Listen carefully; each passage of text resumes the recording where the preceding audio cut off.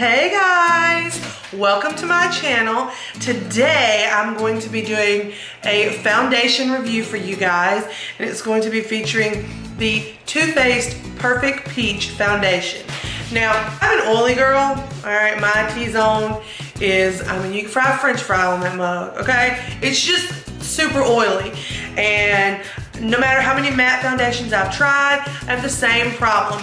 By about 3 o'clock, my T-zone is a wreck, and I have to powder it, and then it starts looking really cakey, and I just didn't believe in a foundation that would keep my face from getting oily. That is until I came across this. Now, I normally like to let products test a little bit longer before I go and pick them up, but the reviews that I had seen were just so good. I mean, they were so good, and I caved and I went ahead and bought it. This retails for $36. Normally, I would be opposed to spending that much on a foundation, but you get 1.6 fluid ounces in this bottle, okay? 1 ounce is the general rule of thumb as far as the amount of product you get in a foundation. Okay, so for $36, you get 1 fluid ounce and then over half of another fluid ounce. So I think that $36 for this product is honestly a great price. And I have to say, it has not disappointed me.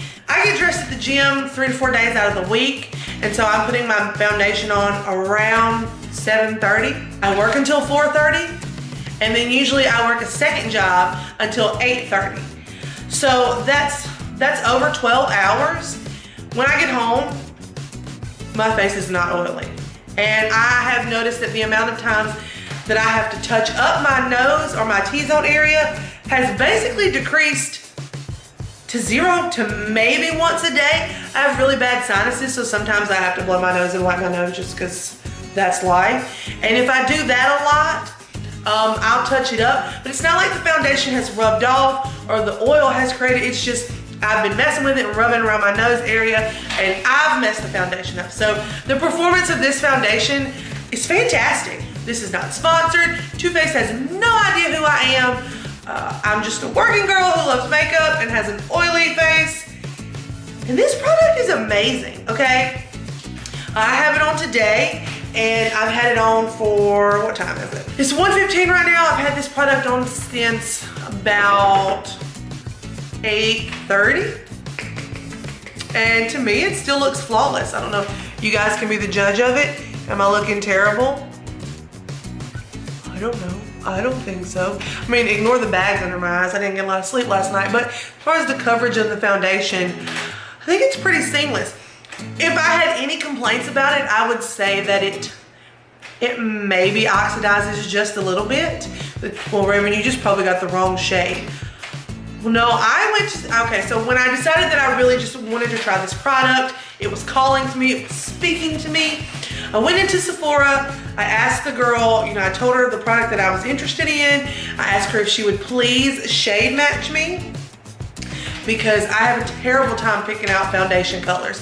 And I was going off of, the last time I was shade matched was at a MAC counter, and they matched me with NC15. And I think that's a great match. So I was using the descriptions and the basis of NC15 to see the descriptions on the Too Faced website and the Sephora website about which shade I needed to choose. It wasn't matching up. It was making me about 3 shades darker. And I was like, I don't think that's right. So I went in, she used Porcelain, which is the color I ended up going with. This is shade Porcelain.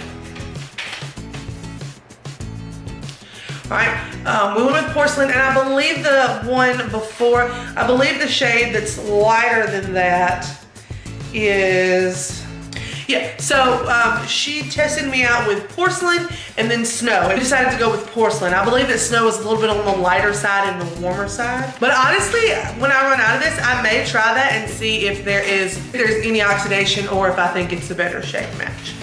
Now, so let's get into some facts about this foundation. Like I said, I've already told you that it retails for $36 in the US. I'm sorry, I don't know conversion rate, so if you're outside of the US, I can't help you. Sorry. You get 1.6 fluid ounces. It comes in what I would call a squeeze tube. It does have a nice pump. You can see I've been using it. I'm not telling you guys a story. I've actually been using this for going on about 2 weeks now. So I have had plenty of experience with it. This is not a first impression. This is an overall review. All right, so this is the unit carton that you get in the store.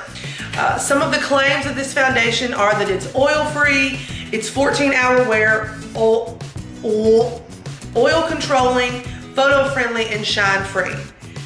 Now, I don't know about photo-friendly. I'll post a picture for you guys right here.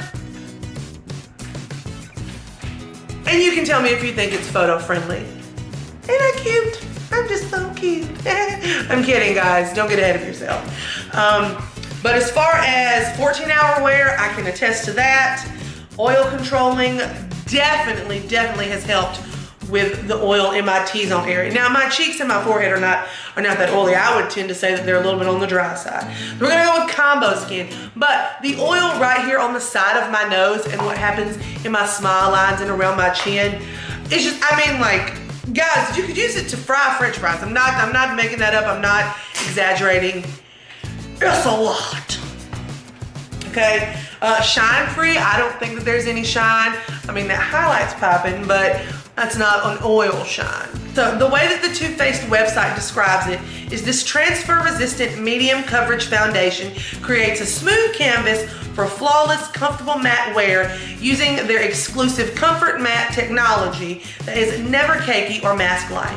I have noticed in some of my other matte foundations that throughout the day, especially like in my smile lines, it will start to crack and I'll catch myself like, you know, stretching out your face because it just feels super cakey, and you can just, it just feels like there's a lot going on when it's super matte.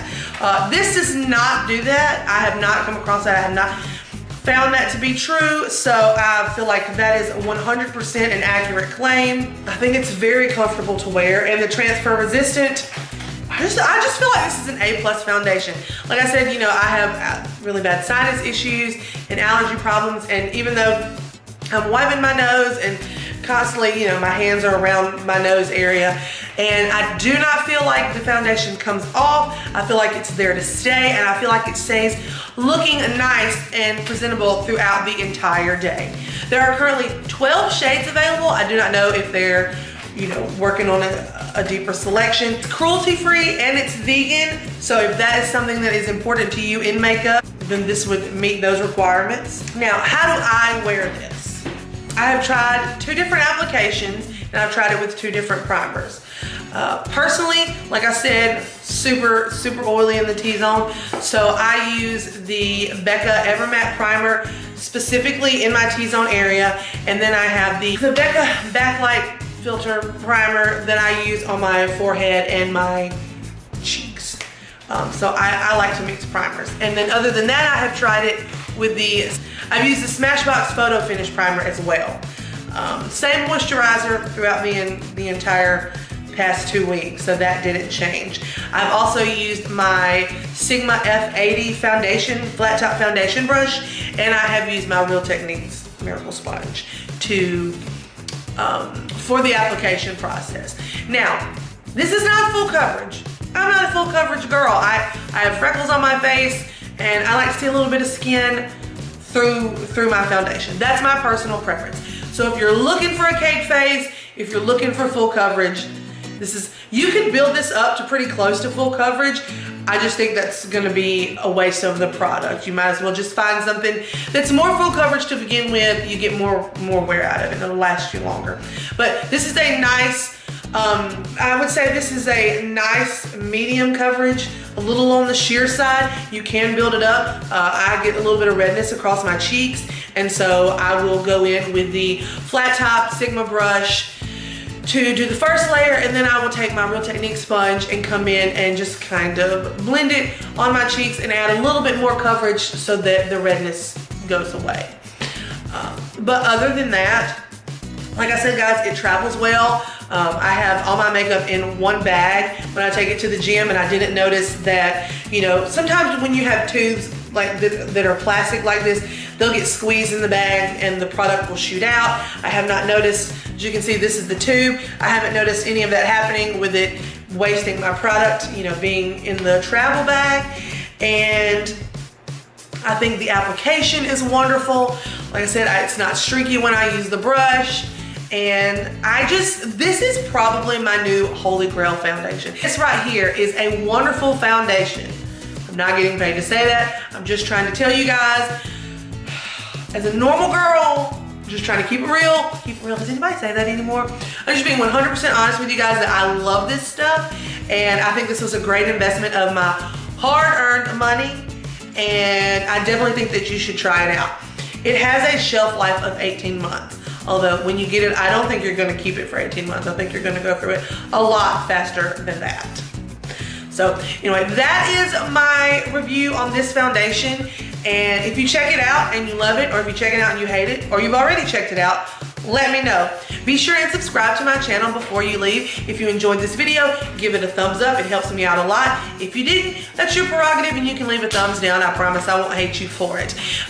Make sure you hit the notification bell down in the description box. That way, if you want to be notified when I upload future videos, you will be, and I would greatly appreciate it. If not, I will see you guys next time. Bye.